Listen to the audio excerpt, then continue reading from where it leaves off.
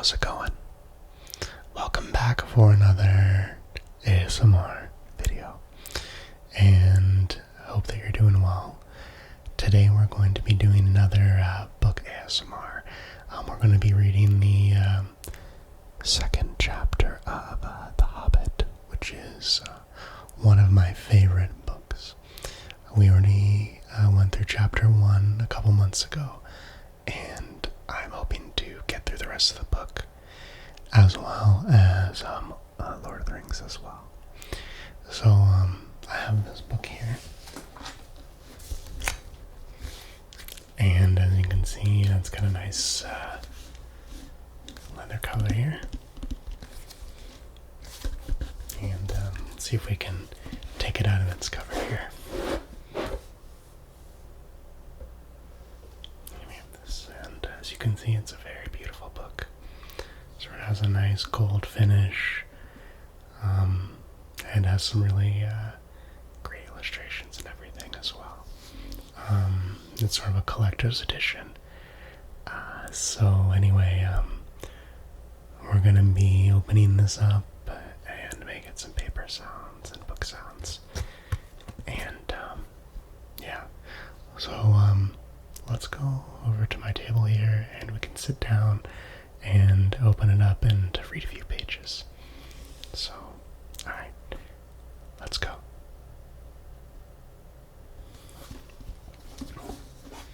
So let's go ahead and open up our matches and light this candle so that we can explore this book further. Alright, so let's take this book and take it out of the sleeve here.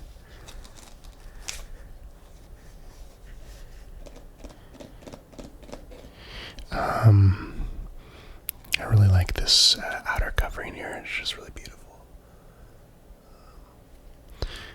Let's go ahead and pull it out of the sleeve here. And this is the covering here. And as you can see, it has like a very beautiful gold trim. And I believe these are symbols. I'm not sure actually what it says, but you can see here, this is The Hobbit by J.R. Tolkien. So I thought we would just go ahead and jump into this, and we can open up the book here, and open up chapter 2. Alright, so let's flip through here and find our second chapter. The Hobbit, or There and Back Again by J.R.R. Tolkien. And it's Roast Mutton, page 37. So we can go ahead and jump to page 37 here.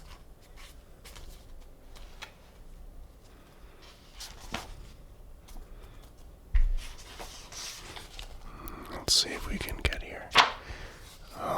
Okay, actually that's a very beautiful picture of I think that's the Shire. It looks like they're on the hill. And it's just such a magical place. You just kind of slowly drift off and imagine yourself here in Middle Earth. We're almost there to our page. Okay, here we go. So let's go ahead and let's start from the beginning here.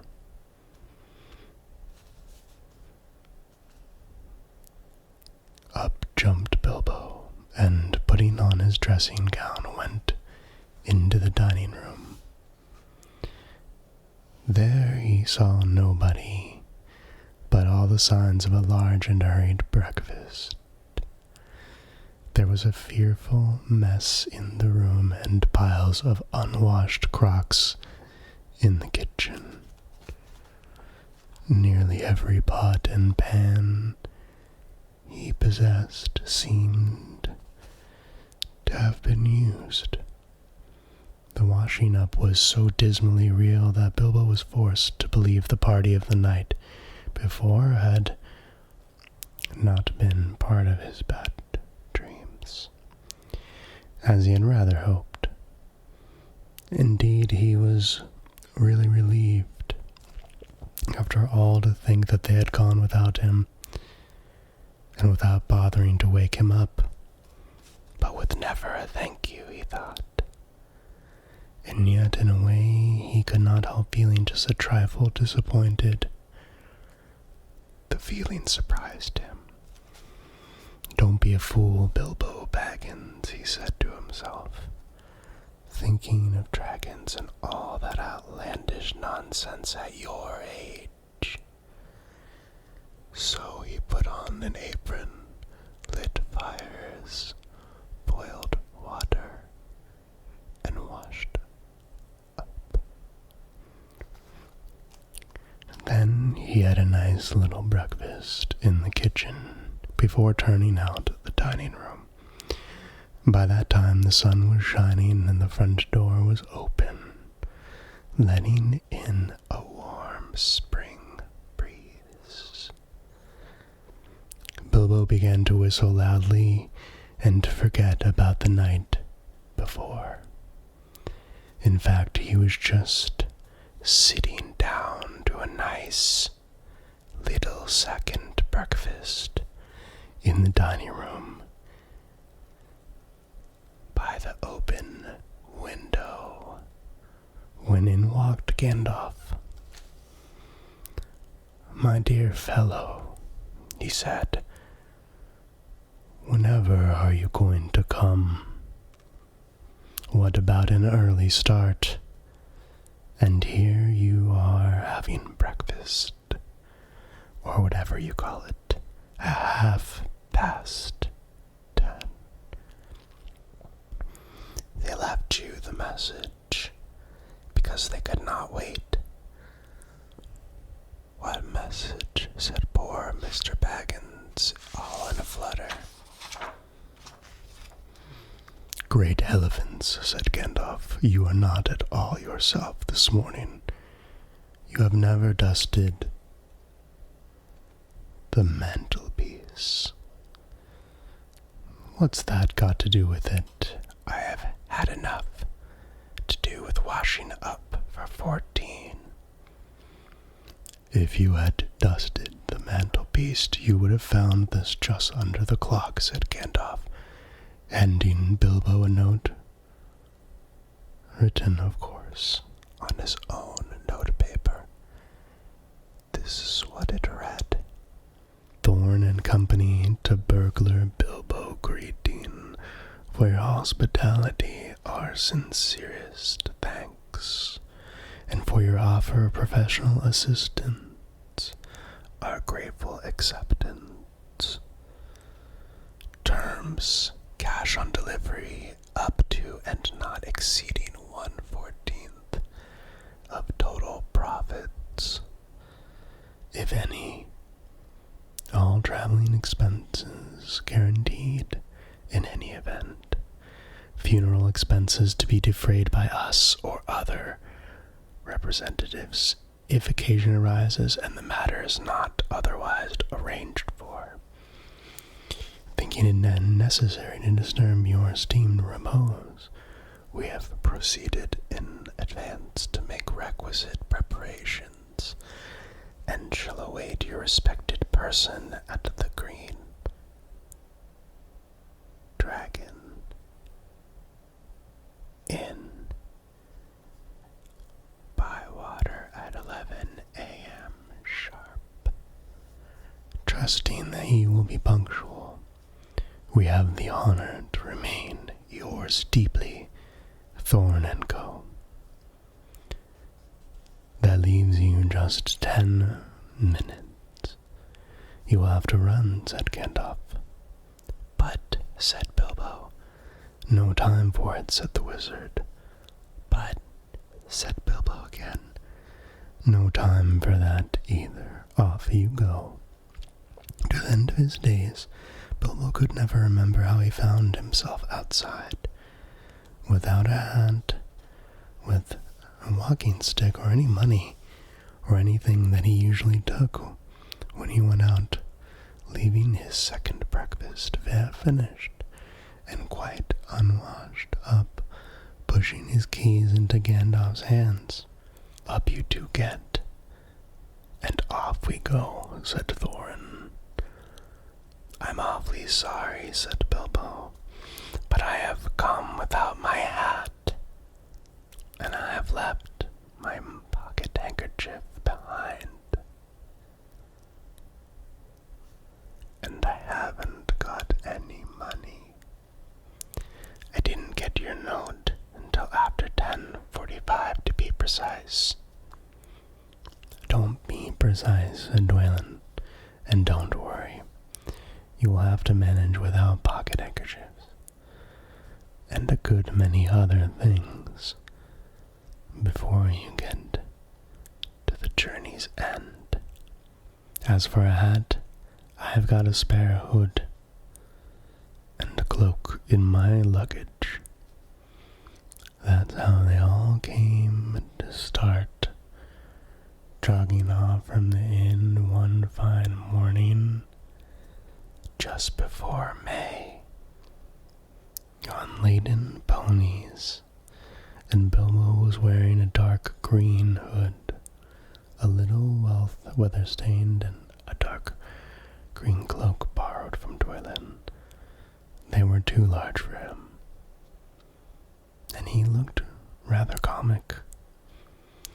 What his father Bungo would have thought of him, I daren't think. His only comfort was he couldn't be mistaken for a dwarf, as he had no beard. They had not been riding very long when up came Gandalf, very splendid on a white horse. He had brought a lot of pocket handkerchiefs and Bilbo's pipe and tobacco. So after that, the party went along very merrily, and they told stories or sang songs as they rode forward all day, except of course when they stopped for meals.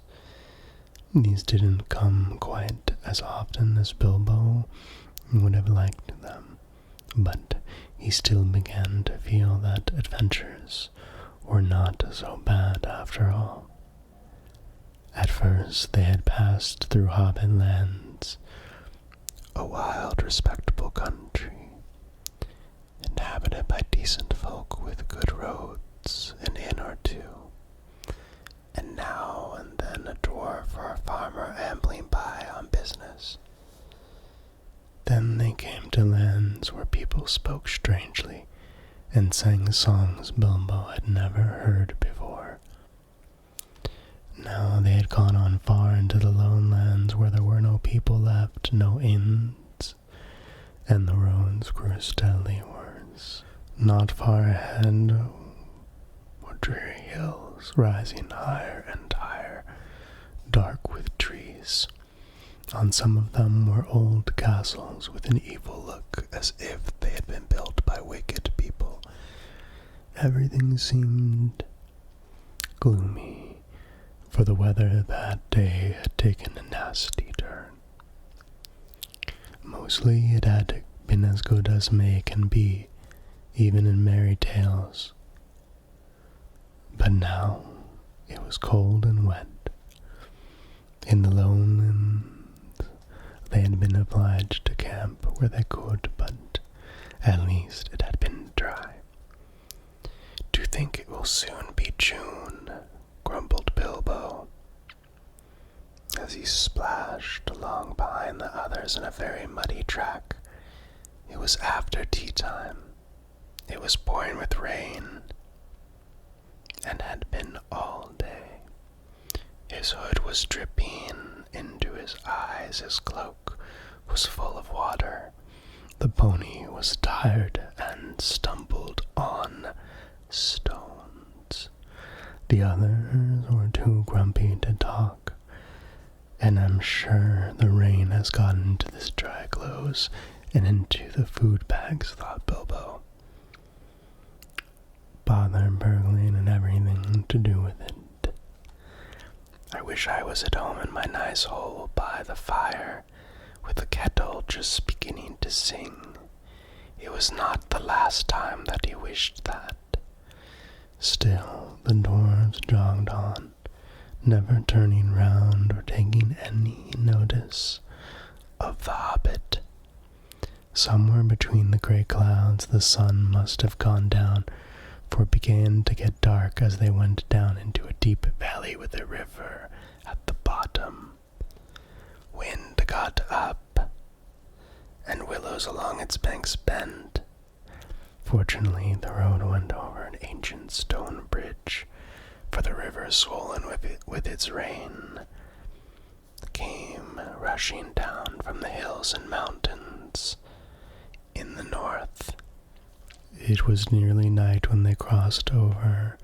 The wind broke up the gray clouds, and a wandering moon appeared above the hills between the flying rags.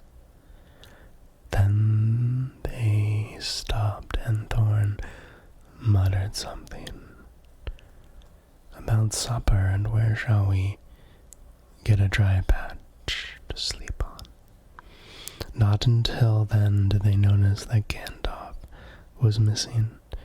So far he had come all the way with them, never saying if he was in the adventure or merely keeping them company for a while. He had eaten most, talked most, and laughed most, but now he simply was not there at all. Just when a wizard would have been most useful too, groaned Dori and Nori, who shared the hobbit's views about regular meals, plenty, and often.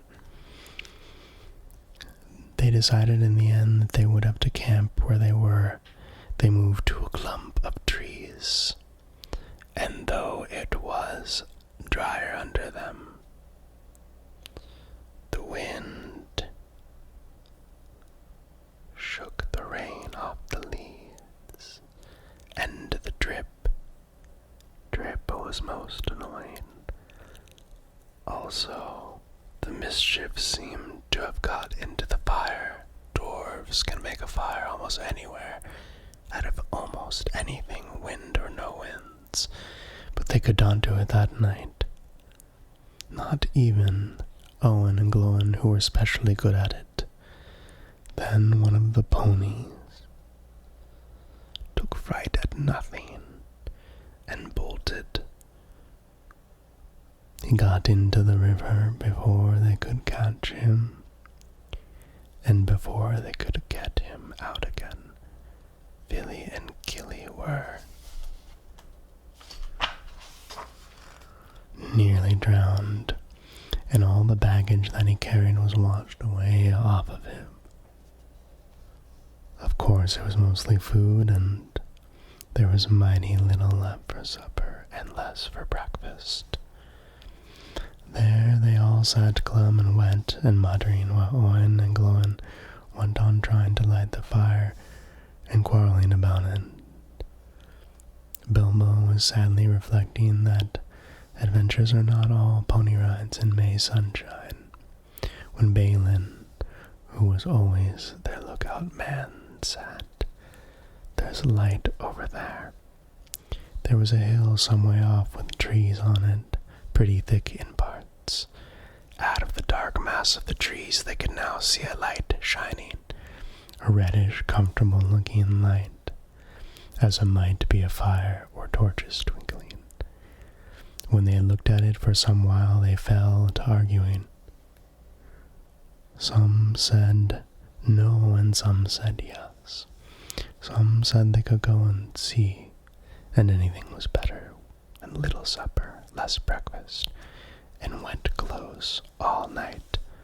Others said these parts are none too well known, and are too near the mountains. Travelers seldom come this way now. The old maps are no use. Things have changed for the worst, and the road is unguarded. They have seldom ever heard of the king around here, and the less inquisitive you are as you go along, the less trouble you are likely to find. Some said, after all, there are 14 of us. Others said, where has Gandalf got to? This remark was repeated by everybody. Then the rain began to pour down worse than ever, and Owen and Glowin began to fight. That settled it. After we had got a burglar with us, they said. And so they made off, leading their ponies with all due and proper caution in the direction of the light. They came to the hill and were soon in the wood. Up the hill they went, and there was no proper path to be seen, such as might lead to a house or a farm. And do what they could, they made a deal of rustling and crackling and creaking, and a good deal of grumbling and dratting as they went through the trees in the pitch dark. Suddenly the red light shone out very bright through the tree trunks not far ahead. Now it is the burglar's turn, they said, meaning Bilbo. You must go on and find out all about that light, and what it is for, and if all is perfectly safe and canny. And Thorin said to the Hobbit, now scuttle off and come back quick if all is well. If not, come back if you can. If you can't, hoot twice like a barn owl and once like a screech owl, and we will do what we can. Off Bilbo had to go, before he could explain that he could not hoot even once like any kind of owl, any more than fly like a bat. But at any rate, hobbits can move quietly in woods, absolutely quietly. They take a pride in it, and Bilbo had sniffed more than once at what he called on this dwarvish racket. As they went along, though I don't suppose you or I would have noticed anything at all on a windy night, not if the whole cavalcade had passed 2 feet off. As for Bilbo walking primly towards the red light, I don't suppose even a weasel would have stirred a whisker at it. So naturally, he got right up to the fire, for fire it was, without disturbing anyone. And this is what he saw. There 3 large persons sitting round a very large fire of beech logs. They were toasting mutton on long spits of wood and licking the gravy off their fingers.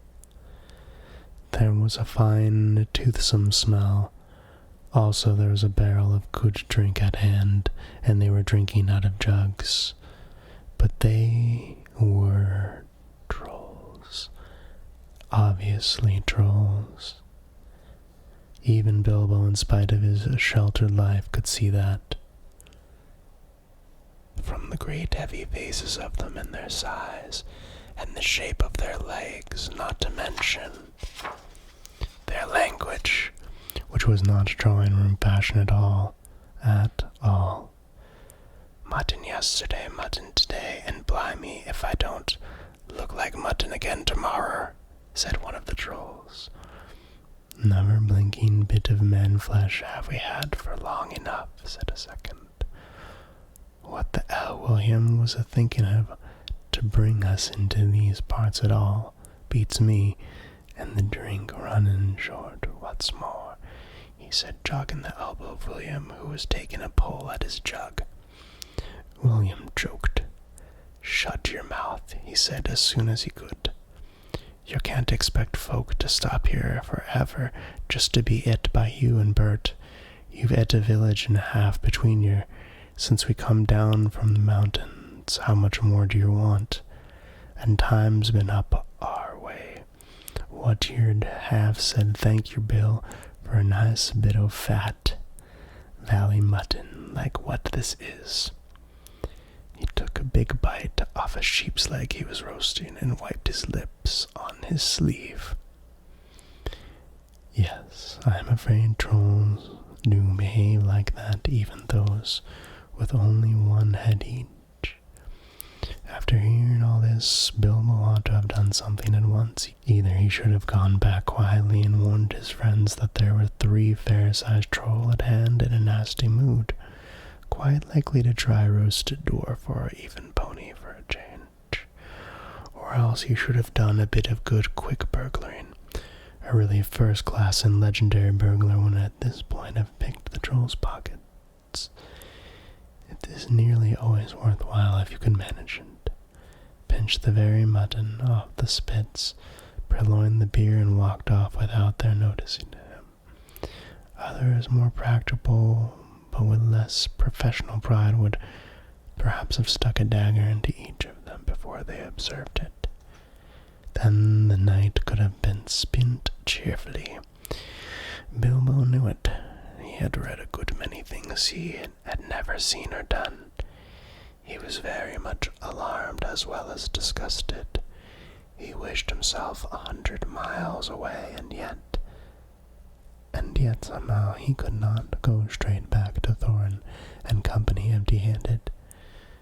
So he stood and hesitated in the shadows of the various burglaries proceedings he had heard of picking the troll's pockets, and that seemed the least difficult, so at last he crept up behind a tree just behind William. Bert and Tom went off to the barrel. William was having another drink.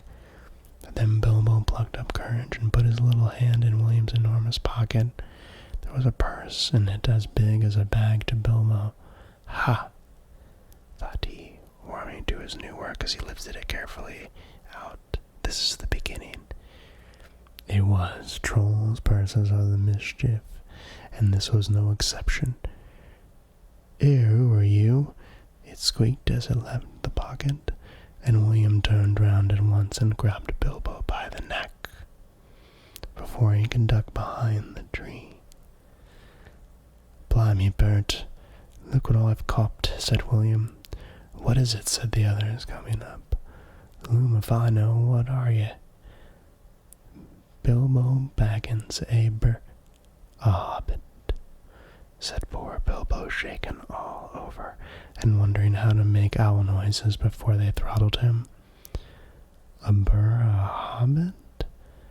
Said they, a bit startled. Trolls are slow in the uptake, and mighty suspicious about anything new to them. What's a hobbit got to do with my pockets anyways? Said William. And can you cook 'em? Said Tom. You can try, said Bert, picking up a skewer. He wouldn't make above a mouthful, said William, who had already had a fine supper. Not when he was skinned and boned.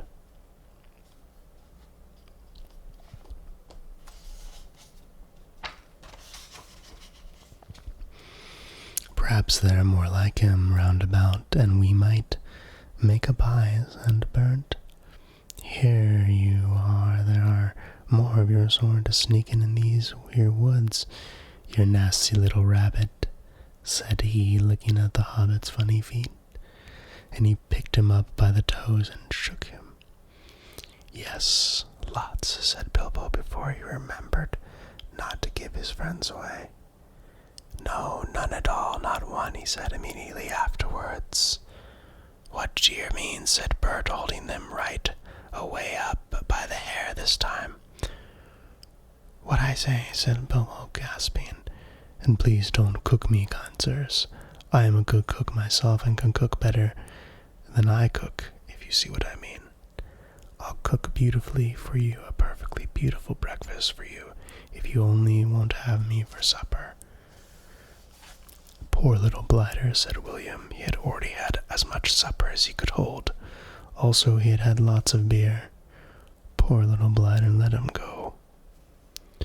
Not till he says what he means by lots and none at all, said Bert. I don't want to have me throat cut in me sleep. Hold his toes in the fire till he talks.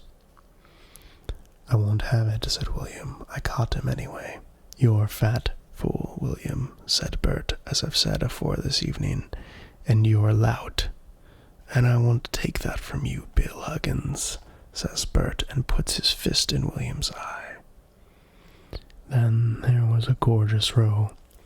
Bilbo had just enough wits left when Bert dropped him on the ground to scramble out of the way of their feet before they were fighting like dogs and calling one another all sorts of perfectly true and applicable names in very loud voices. Soon they were locked in one another's arms and rolling nearly into the fire, kicking and thumping, while Tom whacked at them both with a branch to bring them to their senses, and, of course, only made them madder than ever. That would have been the time for Bilbo to have left, but his poor little feet had been very squashed in Bert's big paw, and he had no breath in his body, and his head was going round, so there he lay for a while, panting just outside the circle of the firelight. Right in the middle of the fight up came Balin. The dwarves had heard noises from a distance, and after waiting for some time for Bilbo to come back, or to hoo like an owl, they started off one by one to creep towards the light as quietly as they could. No sooner did Tom see Balin come into the light than he gave an awful howl. Trolls simply detest the very sight of dwarves, uncooked. Bert and Bill stopped fighting immediately, and the sack. "Tom, quick," they said, before Balin, who was wondering where in all this commotion Bilbo was, knew what was happening. A sack was over his head, and he was down. "There's more to come," said Tom, "or I'm mighty mistook." "Lots and none at all it is," said he. "So per hobbits, but lots of these here dwarves, that's about the shape of it." "I reckon you're right," said Bert, "and we best get out of the light." And so they did, with the sacks in their hands that they used for carrying off mutton and other plunder. They waited in the shadows as each dwarf came up and looked at the fire and the spilled jugs and the gnawed mutton in surprise. Pop! Went a nasty smelly sack over his head, and he was down. Soon Dwalin lay by Balin and Feely and Killy together, and Dory and Nori and Ori all in a heap, and Oin and Glowin, and Beaver and Bover and Bomber piled uncomfortable near the fire. "That'll teach 'em," said Tom, for Beaver and Bomber had given a lot of trouble and fought like mad, as dwarves will when cornered. Thorn came last, and he was not caught unawares. He came expecting mischief, and didn't need to see his friend's legs sticking out of sacks to tell that things were not all well. He stood outside in the shadows some way off, and said, "What's all this trouble? Who has been knocking my people about?" "It's trolls," said Bilbo from behind a tree. They had forgotten all about him. "They're hiding in the bushes with sacks," he said. "Oh, are they?" said Thorn, and he jumped forward to the fire before they could leap on him. He caught up a big branch all on fire one end, and Bert caught that end in his eye before he could step aside. That put him out of the battle for a bit. Bilbo did his best. He caught hold of Tom's leg as well as he could. It was thick as a young tree trunk, but he was sent spinning up into the top of some bushes, when Tom kicked the sparks up in Thorn's face. Tom got the branch in his teeth for that, and lost one of the front ones. It made him howl, I can tell you. But just at that moment, William came up behind and popped a sack right over Thorn's head and down to his toes. And so the fight ended. A nice pickle they were all in now, all neatly tied up in sacks, with 3 angry trolls and 2 with burns and bashes to remember sitting by them. arguing whether they should roast them slowly or mince them fine and boil them, or just sit on them one by one and squash them into jelly, and Bilbo up into a bush with his clothes and skin torn, not daring to move for fear they should hear him. It was just then that Gandalf came back. Let's look at this here. You can see this beautiful drawing.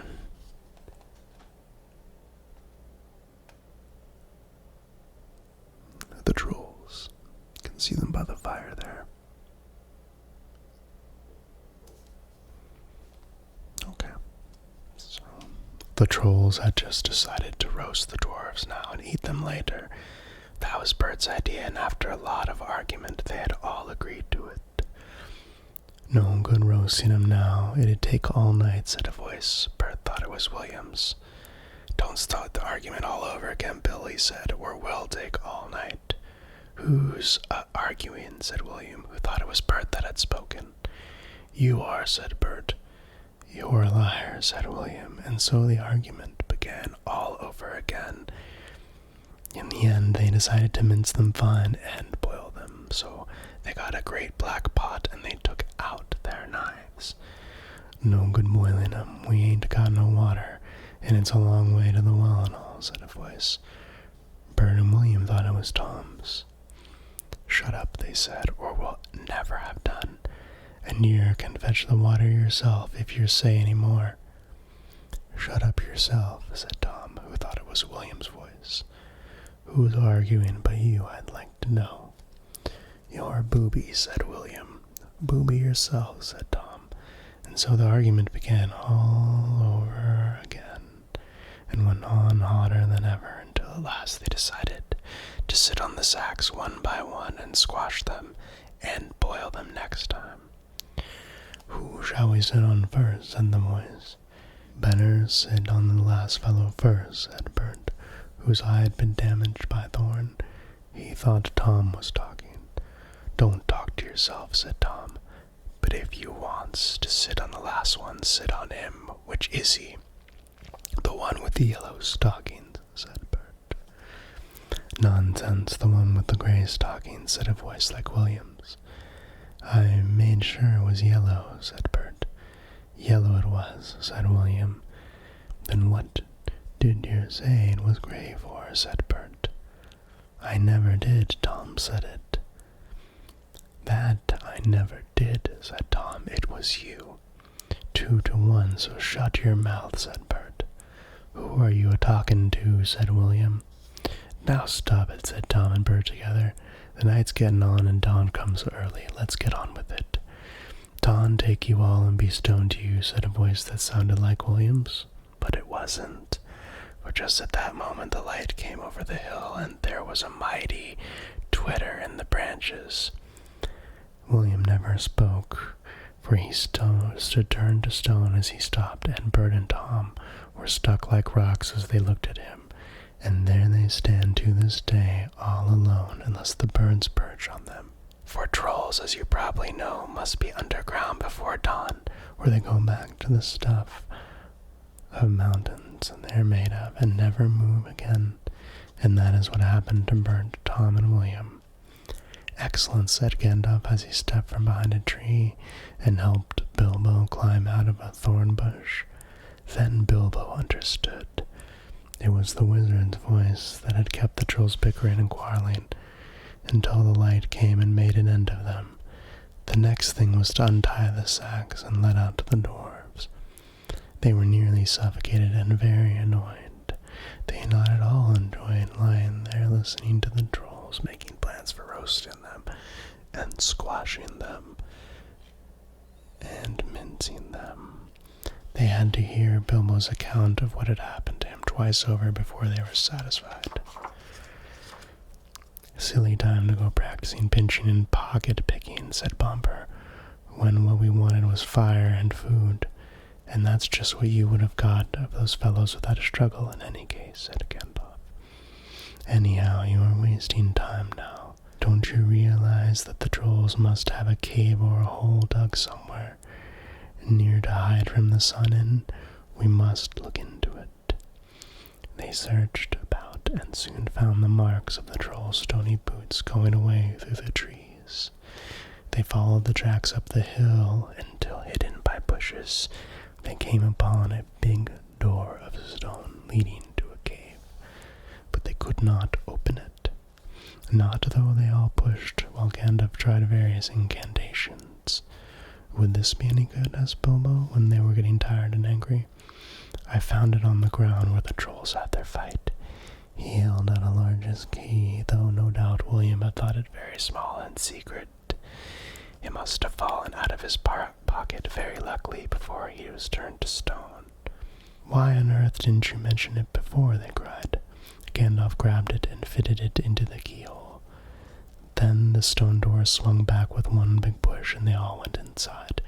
There were bones on the floor and a nasty smell was in the air, but there was a good deal of food jumbled carelessly on shelves and on the ground. Among untidy litter of plunder of all sorts, from brass buttons to pots full of gold coins standing in a corner. There were lots of clothes, too, hanging on the walls, too small for trolls. I'm afraid they belonged to victims, and among them were several swords of various makes, shapes, and sizes.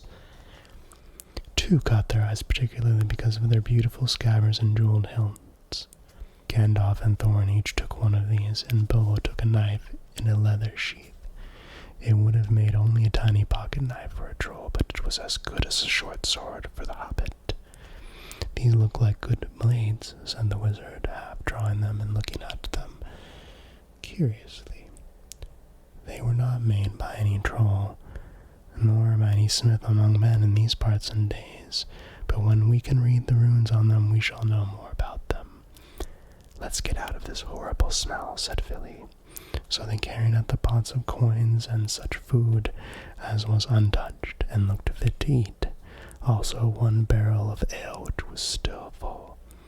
By that time they felt like breakfast, and being very hungry, they did not turn their noses up at what they got from the troll's larder. Their own provisions were very scanty. Now they had bread and cheese and plenty of ale and bacon to toast in the embers of the fire. After that they slept, for their night had been disturbed, and they did nothing more until the afternoon.